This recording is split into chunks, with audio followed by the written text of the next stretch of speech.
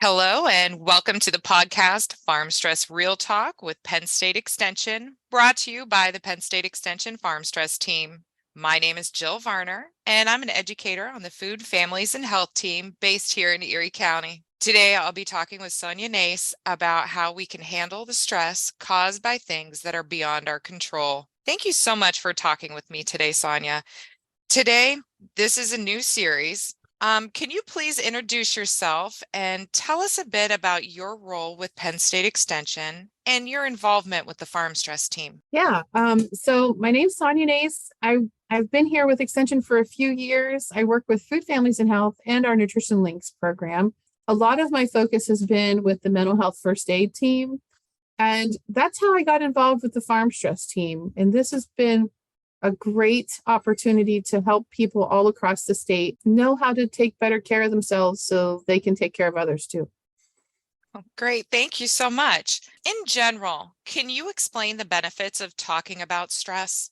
So taking care of ourselves is really important. And it is, most people really want to make sure others are okay too. So having the tools and the conversations really, and trying to get past that stigma of asking for help when you need it and when things are getting really hard.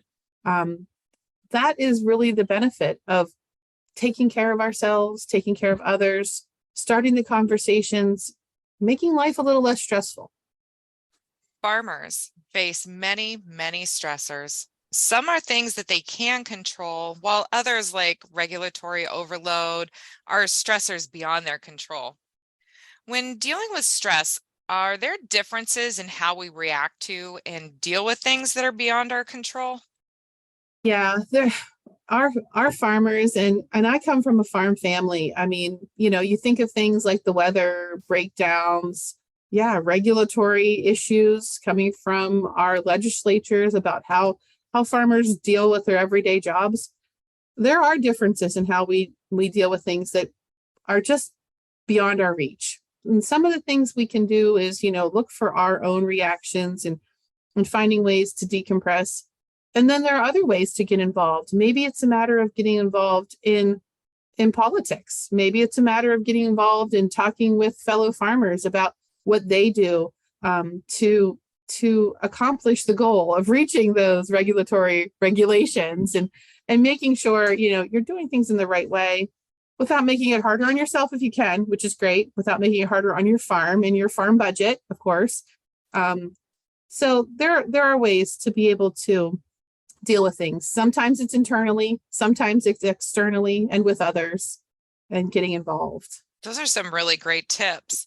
I've heard some farmers express concerns of regulations, the Clean Water Act, the Endangered Species Act, Food Safety Modernization Act, even sometimes immigration and labor regulations. Do you have any suggestions for how farmers can deal with this day-to-day stress? So while all these acts have a place in our national perspective in how to make sure our farms are being as careful with our resources and taking care of our workers as much as possible, it does cause stress. It's true. And it causes stress in many different ways. For the small farmer, it might look different than the large, commercialized farm. What I feel like would be a great way to look at this is look at this in a community perspective. So if it's a small farmer, find another group of small farmers and see how they can band together and maybe what they've done to accomplish these goals. And maybe it's a matter of working together. What do they say? Two heads are better than one. Imagine you get a whole bunch of farmers together. That's fantastic. So, and the commercialized farms probably have regulations and board members and things like that. So there's going to be a different way for them to be able to manage those stresses. But it is possible, Jill. It's absolutely possible to manage these stressors. Do you suggest different strategies for chronic stress related to regulations, such as if an area has experienced negative regulation? Are we affected differently, and what can we do?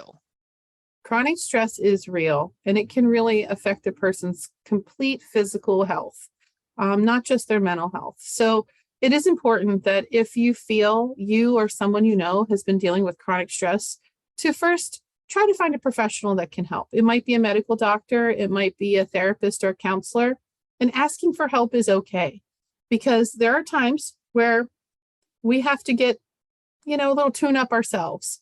So in the same way we would take care of our machinery, we have to take care of our own mind and our own body. And everyone experiences stress differently. So, talking to your doctor, talking to people that maybe are dealing with the same regulations and maybe how they've impacted your farm life could really be a benefit in just the matter of talking about it and looking for solutions. As we close our conversation, can you wrap up with a stress management takeaway tip for our listeners? Well, there's so many tips we could give. There's lots of ways to manage stress, but one of the things that I always think of is whenever you have a breakdown or something just doesn't go right, is it chronic? Is it going to last for more than that 5 minutes, that 1 hour? Can you get the parts to fix it? Can you get the vet to come? We have opportunities to, work on these problems, and we need to always look for a positive. So, growing up in a farm family, one of the positives I remember is you got to be out in nature, you got to make a difference, and you got to take care of your community and our land. So I always feel like take a look at the amount of time and put it into perspective. Well, thank you so much, Sonya, for sharing these tips and strategies and suggestions with our listeners. We would like for everyone to join our team as we continue to discuss dealing with stressors that are beyond our control. We also have other programming and educational opportunities available online at extension.psu.edu. Thank you so much for joining us today, and we'll be talking to you soon. Bye-bye.